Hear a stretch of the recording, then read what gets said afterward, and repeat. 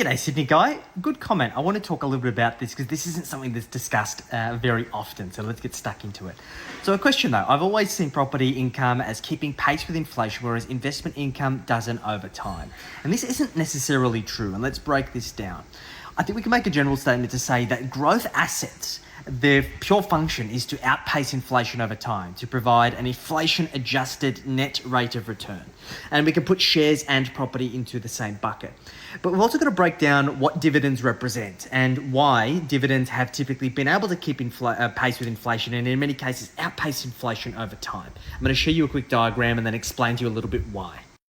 Okay, so this chart shows the US. It shows the S&P 500 dividend per share growth over time compared to the consumer price index growth over certain periods of time. Now, this first chart is 1969 through till 1981 or thereabouts. And as we can see, the dark blue line in the vast majority of periods, besides a couple of kind of oil crisis, high inflation periods, has outpaced CPI over time.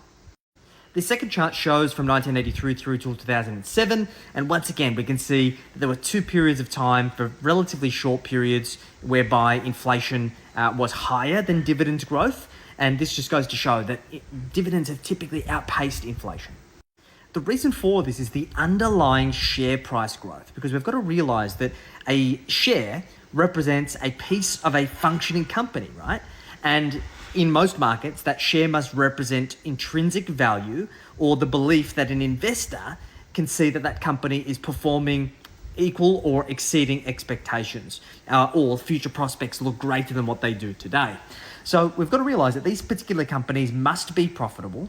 For that company to be perceived to be valuable in the economy, their returns or their CAGR, their compound annual growth rate, must exceed inflation, because if it's not exceeding inflation, that means that shareholder value is typically going to be eroded, and that means that the business is typically not distributing dividends. So for it to be a valuable company in a functioning economy, it must have growth.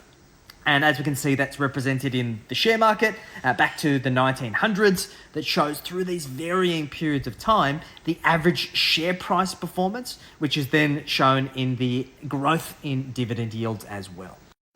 Now, we've probably got to acknowledge that shares typically have a higher ability to battle against inflation than residential real estate particularly.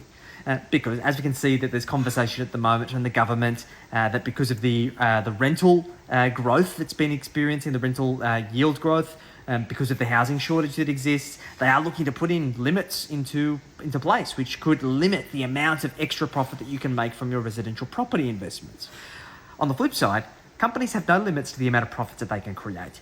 And therefore, if you can invest in good quality companies that have really great fundamentals, really great businesses run by great leaders and management, that have really great growth and good money management, then you can only have good growth in terms of the underlying investments.